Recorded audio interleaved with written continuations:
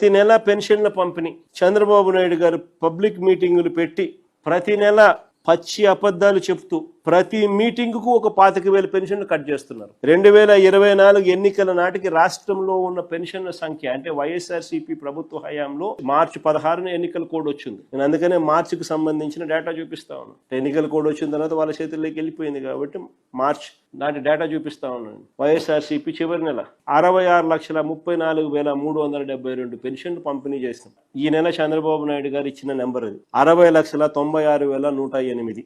అంటే ఏకంగా 5,38,634 పెన్షన్లు కత్తిరించినట్టు ఇప్పటికి. ఈ ఫిబ్రవరి నెలలో ఈ ఇచ్చిన ఈ 60,96,108 పెన్షన్లు ఏదైతే ఇచ్చినాడు ఫిబ్రవరి నెలలో, దీనికి ఇచ్చిన సొమ్ము 2,632 కోట్లు.